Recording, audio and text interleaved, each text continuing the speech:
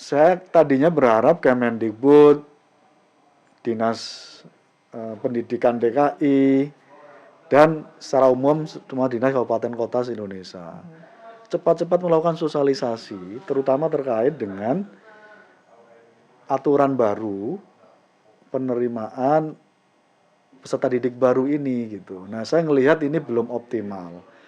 Risikonya kemudian banyak orang tua yang komplain, bahkan siswa yang sampai sekarang secara psikologis terganggu karena urusan ini. Itu satu. Jadi catatan kritis kami di Komisi 10, tidak ada sosialisasi yang masif terkait dengan ini, akhirnya masyarakat tidak tahu. Yang kedua, kita ingin Kemendikbud turun langsung gitu.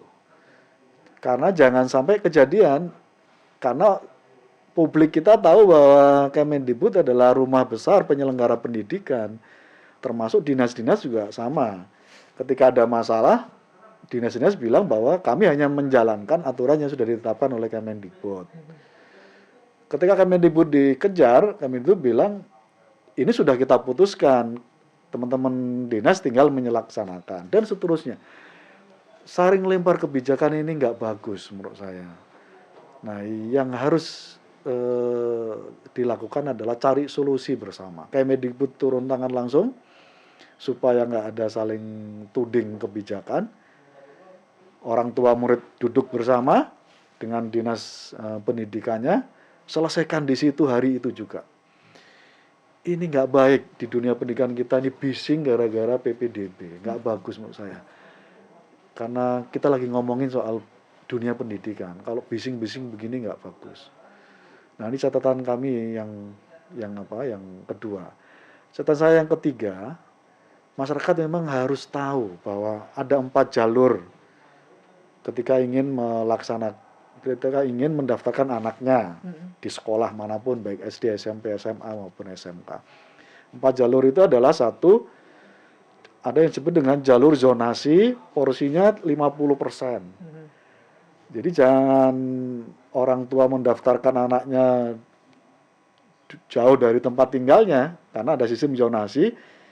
Semua orang tua yang punya anaknya mendaftarkan di sekolah terdekat punya hak 50%, jalur zonasi.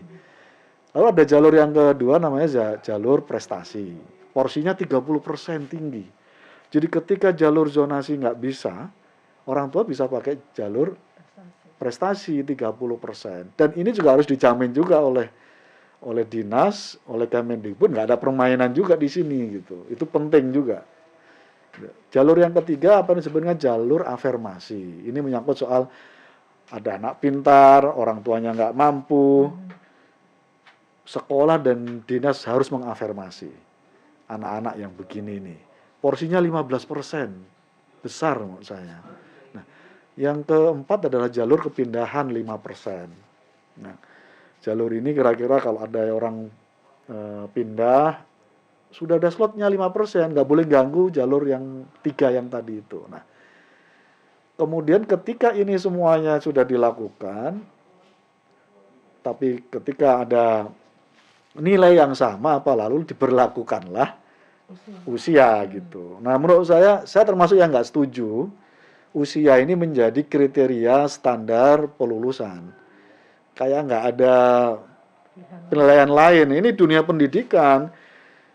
Jangan melihat membuat kategori secara fisikal begitu gitu. Dan saya kadang mewajarkan ada orang tua yang mempersoalkan ini. Ini dunia pendidikan tapi standarnya fisikal gitu. Kan semestinya substantif gitu. Atau lebih pasnya bikinlah ukuran-ukuran kriteria yang kualitatif gitu. Ini dunia pendidikan gitu, bukan orang mau olahraga, bukan. Ini dunia pendidikan yang butuh kualifikasi yang kualitatif gitu. Nah, di sini saya berharap, kenapa Kemendikbud saya minta untuk turun langsung itu, gitu. Turun, mitigasi masalah, putuskan hari itu juga, gitu. Ini menurut saya memang harus sudah begitu, supaya nggak ada kebisingan. Ini terjadi hanya di DKI dan beberapa yang lain. Di Bogor memang kejadian juga. Di Bogor dia pakai jalur 30% yang prestasi, tapi dia merasa diakalin, ada oknum yang bermain gitu. Di Malang beda lagi, di Malang server sekolah yang online PPDB-nya down, lalu ibu-ibunya berbondong-bondong ke sekolah, berisiko padahal di Jawa Timur sedang naik-naiknya orang kena COVID gitu, dan seterusnya. Yang begitu-begitu langsung ambil turun tangan, dinas kontak dikonsolidasi oleh Kemendikbud gitu, supaya nggak ada isu, supaya nggak ada kebisingan dalam pendidikan di kita.